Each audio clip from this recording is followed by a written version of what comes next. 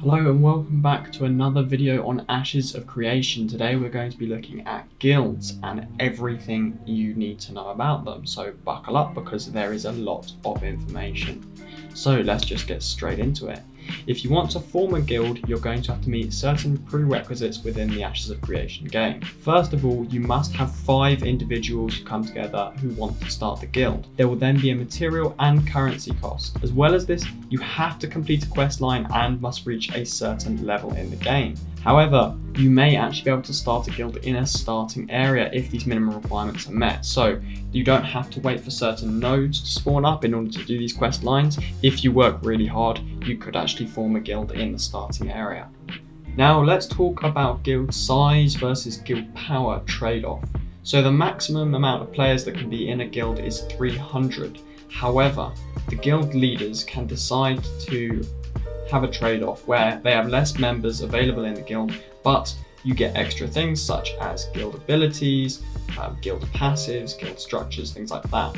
There are going to be benefits to both kinds of guilds. So for example, larger guilds are going to find it way easier to siege fortresses and are going to have way more troops in battle. However, smaller guilds are going to be far better at a small concentrated amount of combats. So they're going to be really good at seizing specific objectives and checkpoints within a siege or smaller combats such as caravan combat.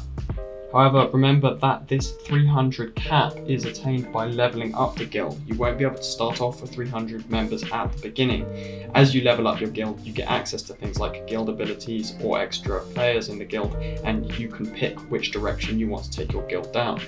We'll talk more about guild leveling later, but for now, let's move on to guild membership. So as a player, you can only be a member of a single guild. However, you can have alt accounts on your same Ashes of Creation account that can join different guilds. This is going to be important because it's going to allow a certain element of espionage within the game. So you can have 2 separate characters that join rival guilds, and you can give information on the other guild to one of the first guild. Now let's talk about the different guild benefits that you can get.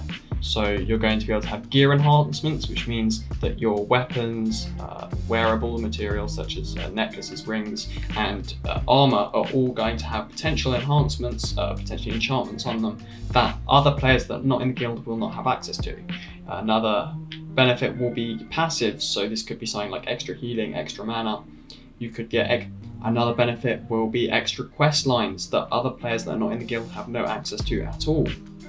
After this, you have guild halls, and we will move on to exactly what you can do with guild halls later, but they are going to be important. The same with guild castles. I will expand on that later, but for now let's move on.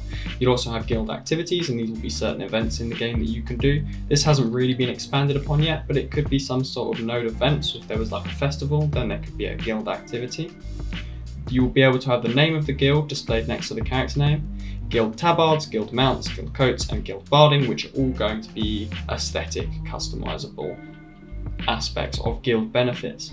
So let's talk about guild leveling and progression and how you level up your guild so that you can get loads of extra players in it and so that you can get all of these benefits that we've been talking about. You want to know how you can actually start leveling up your guild. And there are a few different ways you can do this. The first will be completing quests on behalf of your guild. These could be node quests or they could be guild specific quests. As long as they relate to the guild in some way, this will help your guild to level up. The second way will be nodes, by helping the node do certain things, participating potentially through an economical sense, maybe during a node siege or maybe again during node quests. This will help you level up your guild. The third is through social organizations. Remember, not all guilds are going to be combat based. Some guilds may be business based. There could be a thieves guild and so on and so on. So what you do within your social organization can also help you level up your guild.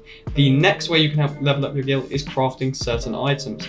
Now, this hasn't been specified exactly how this is going to work. It could be guild specific items, such as we talked about the coats, mounts, tabards, and barding, or it could be certain quest items. But either way, there will be a placing for crafters in terms of helping the guild level up, and the final way to help the guild level up will be events. So this could be related to the quests and the nodes, and it could also be world events such as a massive world boss attacking. If your guild plays a key role in helping take away this world boss and defeating them, this will also help the guild level up. Now, as you do these things, you'll grant the skill points to a guild, and the guild leader can spend these skill points on a guild tree, and these can grant things such as passive skills, augments, and membership counts. Now let's talk about patron guilds. Now, a patron guild is a guild that has contributed significantly to the node it's in, and only the top guilds for this node or top guilder will get it. So I don't know why I said that so weirdly. I meant guild singular.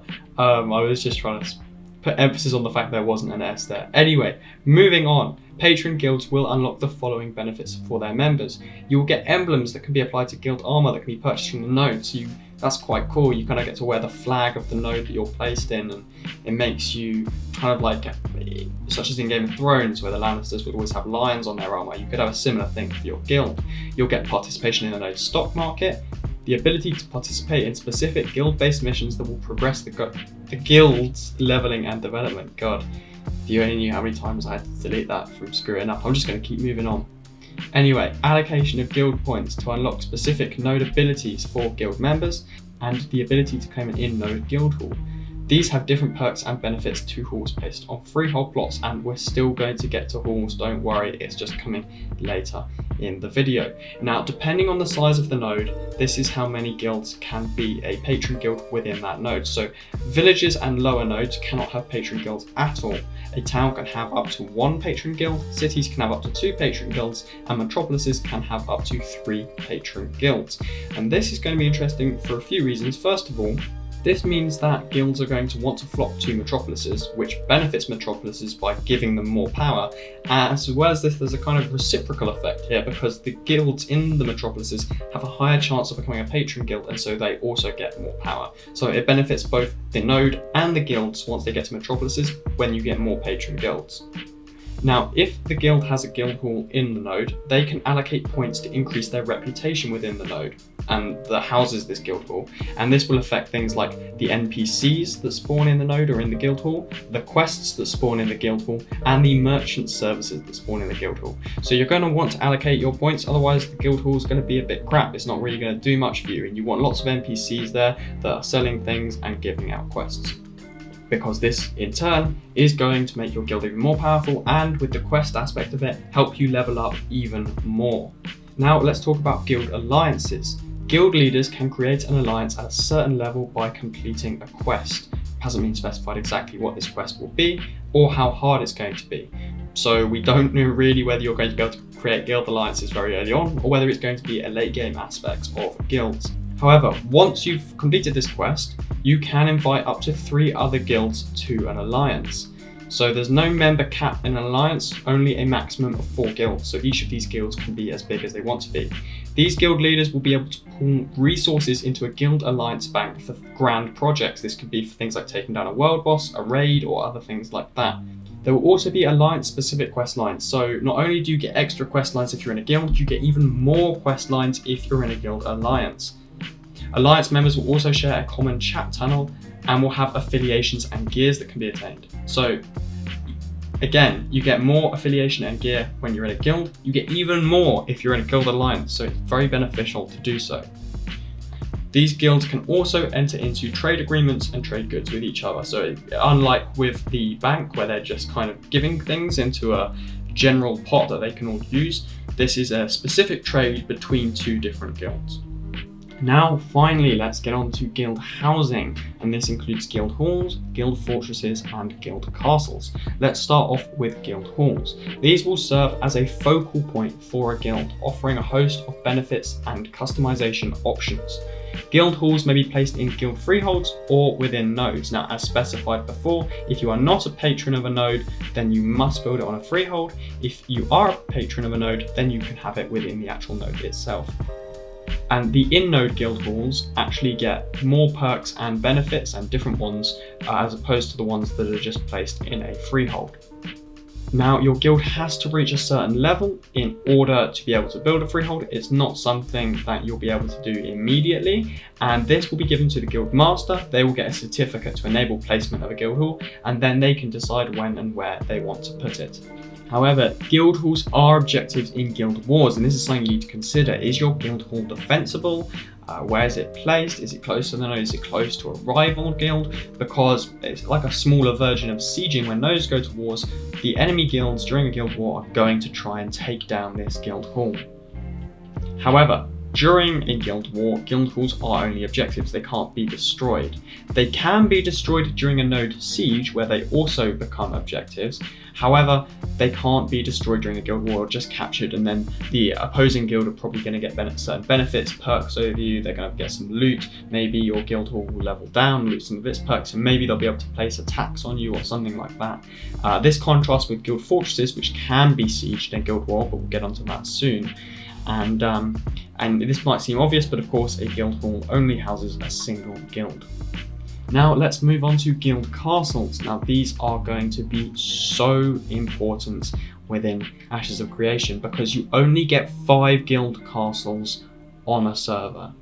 Now these castles will initially be occupied by an NPC adversary, and these are going to be the ancient ones. If you want to learn more about the ancient ones and what they do, you can check out my other video, which is Gods and Demons in Ashes of Creation. I will link it at the end of this video, but just to sum up, they're basically an ancient race that became gods and then became devils, and now they're back and they're going to take down the world. And they're who are in these castles, so they're not going to be easy to take down. It's going to be very, very hard. So you're going to have to put in a lot of resources as a guild if you want to take one of these castles. This is why I said before that larger guilds may find it easier to take castles, because they're going to have so many powerful NPCs in them. So when you attack these castles, you need to fight through the various NPCs, and there will be a raid boss at the center of the castle who, of course, is going to be a lot harder to take down. Now, there's not going to be any specific objective or relic to capture. Instead, whichever guild has the highest contributing DPS against the raid boss will capture the castle. Now, you may be wondering, well, why are you saying which guild? This is because multiple guilds can team up to take a castle, but only one guild is going to be able to get the castle at the end of this. So, as you all attack the raid boss, the guild that does most damage is the one that is going to be taking this castle. Now, once a guild has taken this castle, the leader effectively becomes a sort of king or queen, and they exert some power over all of the nodes within the region. They're able to levy taxes for the purpose of defense, activate events and abilities that benefit node citizens under their rules. Again, we're not exactly sure what this could be. It could be any number of things, but I always like to think of something like a festival whenever they say events, but yeah, it could be anything.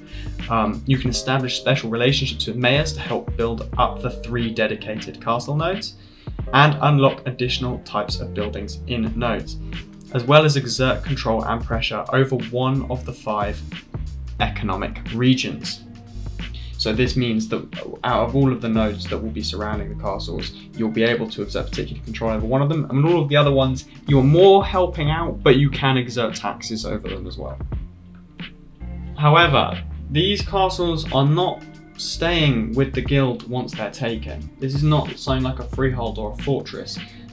These castles can be sieged once a month, and if you do take the castle and one of the guild gets it, they only have that castle for 1 month, and then the ancient ones are back. They hold the castle and you have to siege it all over again.